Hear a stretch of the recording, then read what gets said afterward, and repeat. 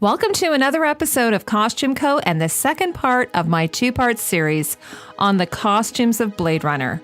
This episode will focus on the costumes of the replicants, or synthetic humans as they're sometimes called. And if you missed part one, where I give a thorough analysis of the costumes worn by the humans in a dystopian Los Angeles, I'll leave a link in the description below so you can catch up.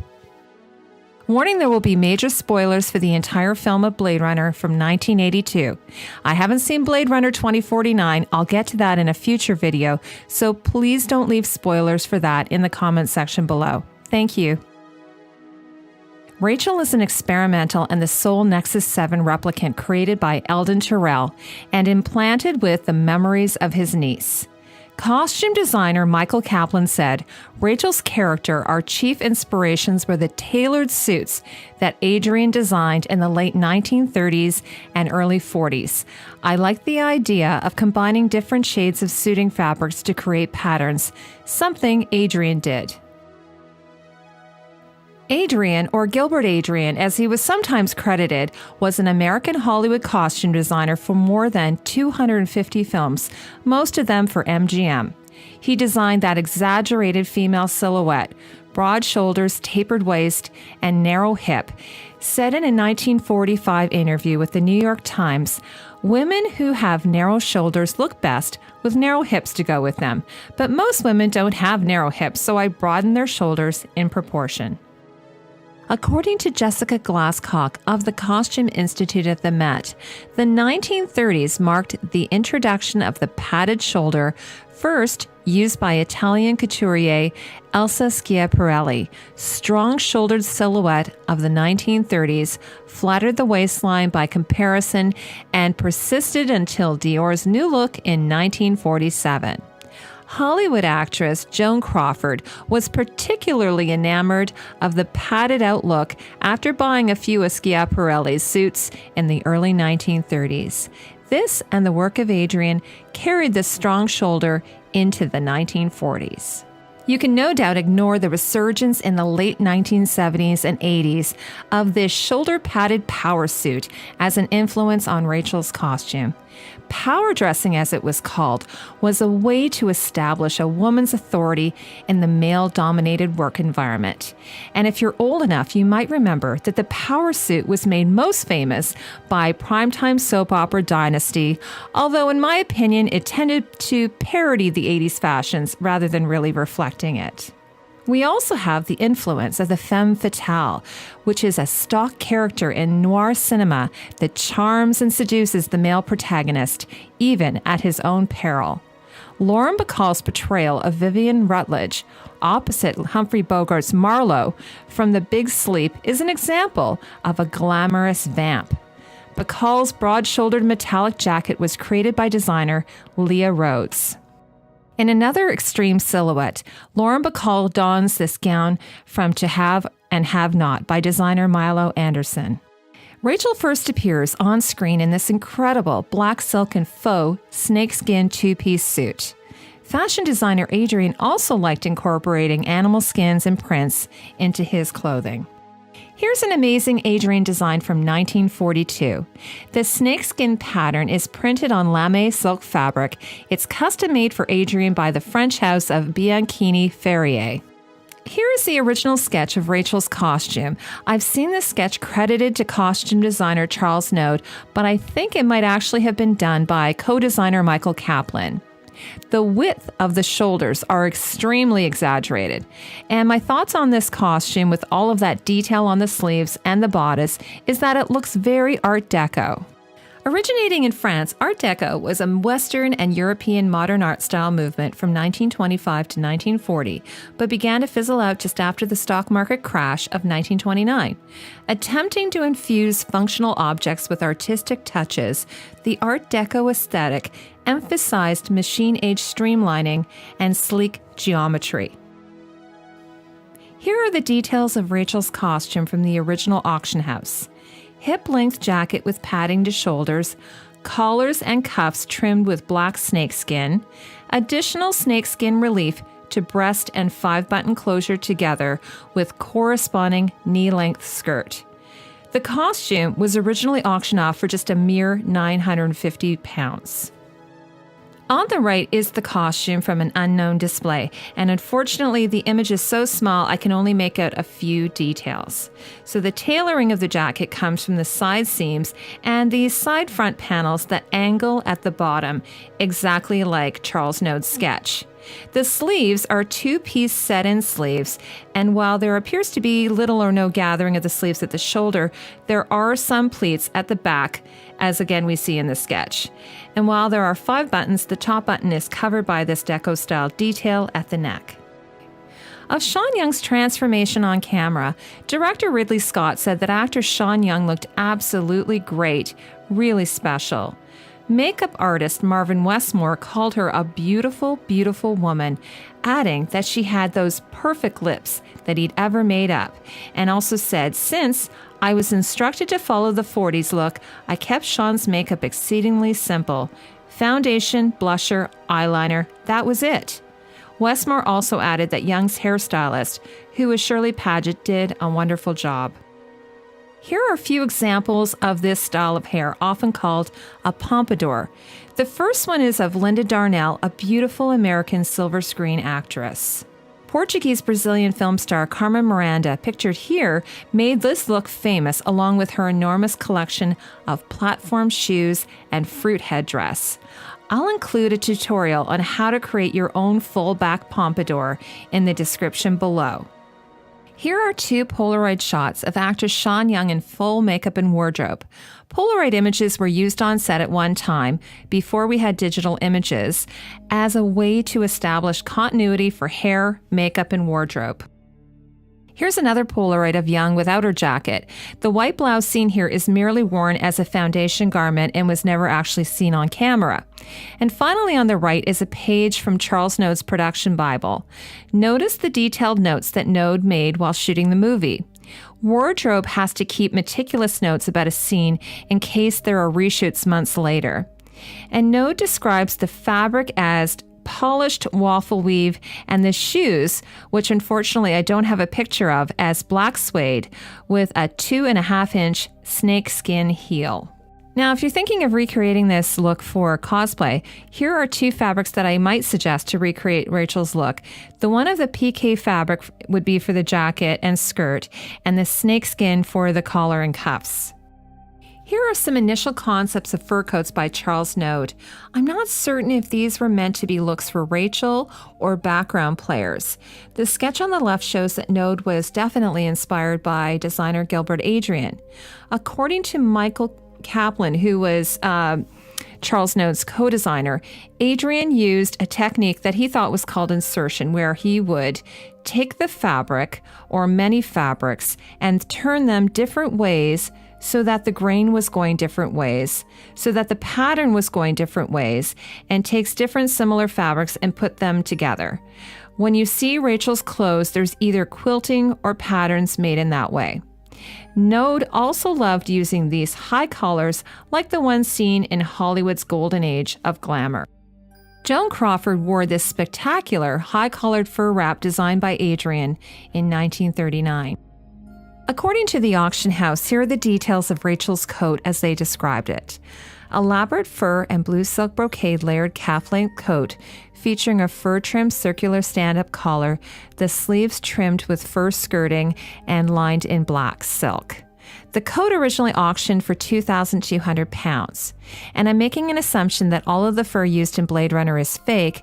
There was a behind-the-scenes book that stated that the wealthy would wear fur since it's so rare, but I find that highly doubtful since many species are already extinct in this dystopian world, and the animals are highly coveted. So unless I hear it out of the production team's mouth, I will keep with that.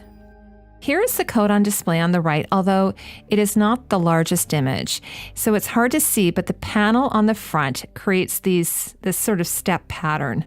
And if you're considering making this jacket for cosplay, here are some fabric recommendations. If you have no knowledge of pattern drafting, you can try and find a commercial pattern with a similar cut to this coat. The gorgeous brocade on the left is from Mood Fabrics, and the faux fur is from fabric.com. Here's Rachael's second quilted and fur chevron coat. I think the sketch on the left is by Michael Kaplan. And like Chu's costume, it has a slight Inuit parka look to it. Fur coats were a popular fashion accessory worn by the silver screen sirens of the 1930s and 40s. And you can see, like Rachael's coat, the fur pelts were often assembled into bands. It was also glamorous to wear these high-collared furs replete with a fashionable turban. This look also made a short-lived revival back in the late 70s and early 80s. The quilted fabric between the fur chevron strips is in a variety of colors like oyster, pewter, and taupe, while it appears that the designers used two types of faux fur. So the fur on the top end looks like a faux chinchilla, while the fur on the bottom and sleeves could be any light brown or gray faux fox. In this image, you can really tell that the fur is fake because faux fur tends to get really matted when it's wet, like we see here. Here are a couple of faux furs that I thought would work great for Rachael. The one on the left would be ideal for Rachael's croissant-shaped collar and the first row of fur, while the one on the right I thought would work great for the other contrasting fur like we see at the bottom of the coat and her sleeves. Both of these furs are from fabric.com. And remember that these costumes are very complicated in the design, so it's best to just keep it simple if you want to create your own cosplay, especially if you're a novice. Here is perhaps Rachael's most memorable look from Blade Runner.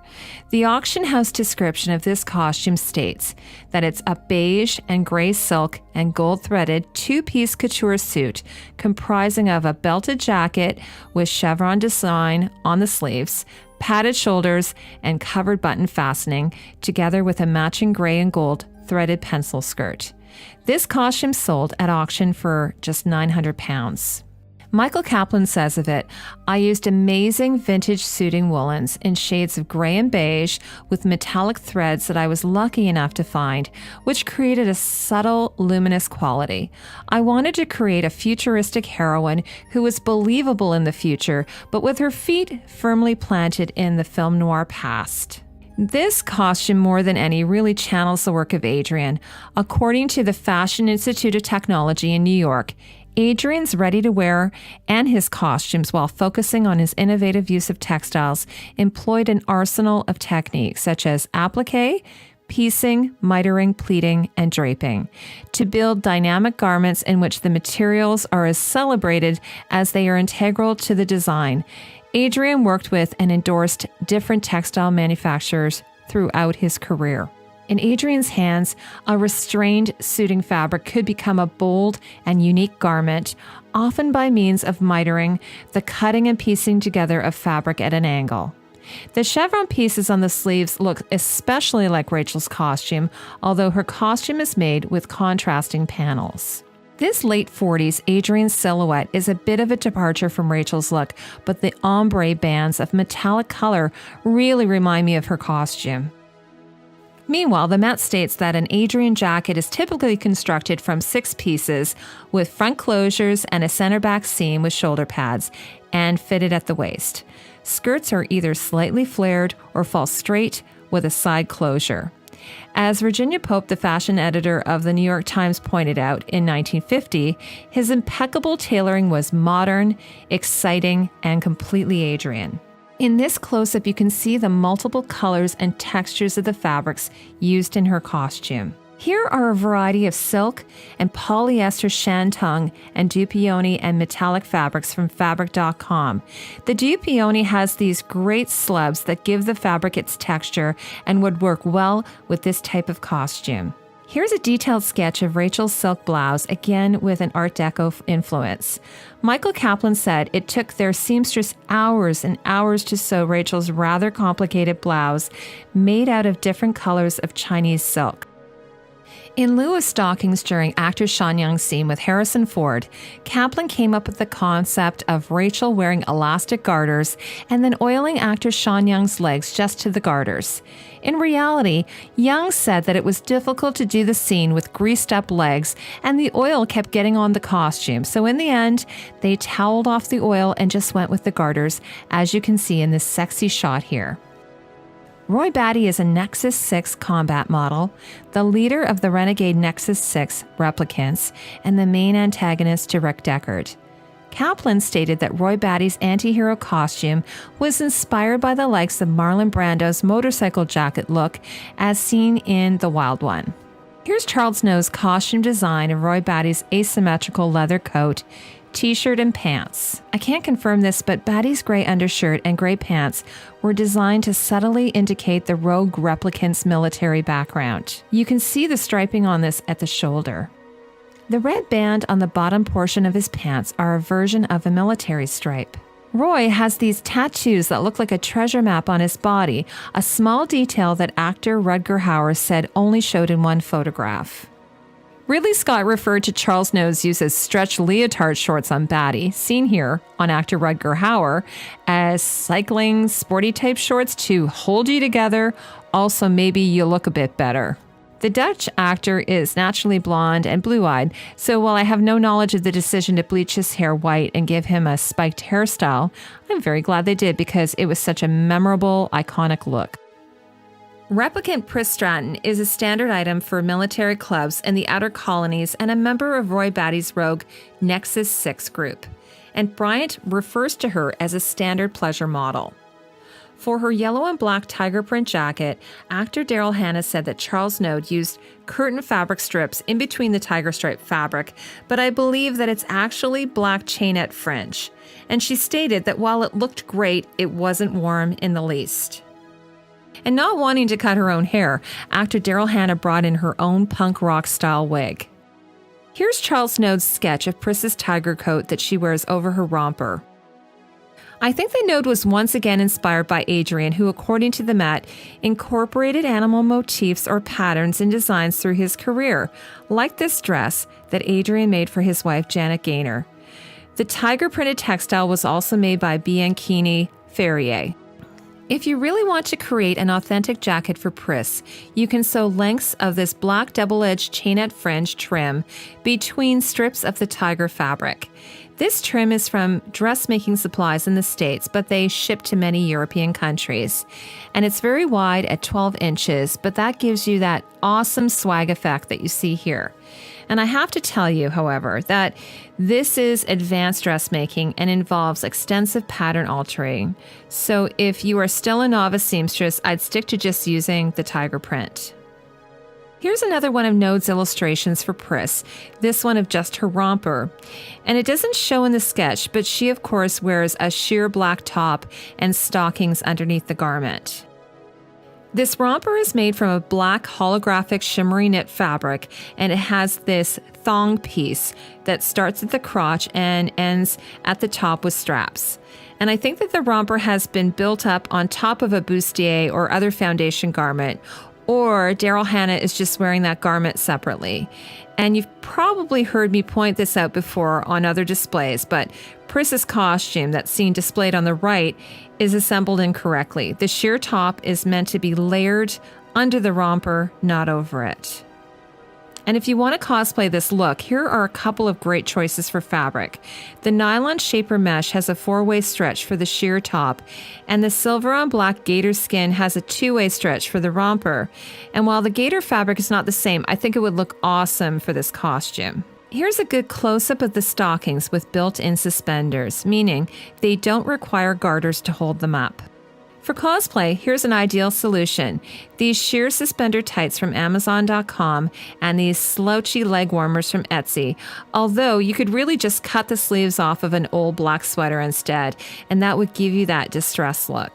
Michael Kaplan presented the idea of Pris airbrushing her eye makeup on, and Ridley loved it.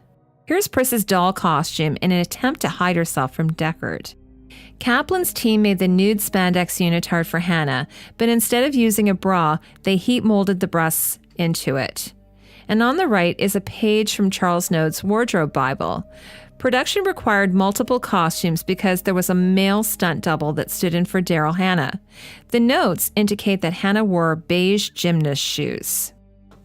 This would be a relatively easy costume to do for Halloween.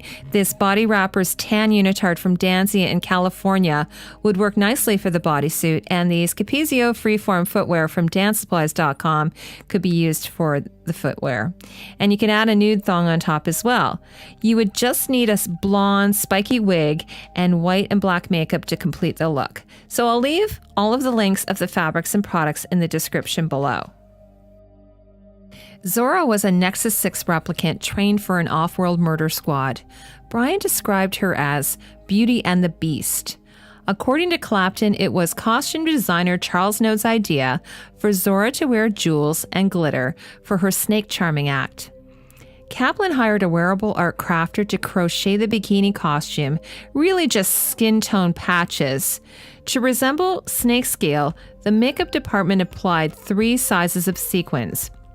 It took 3 hours and a team of 3 to glue them all on in a pattern designed by makeup artist Marvin Westmore.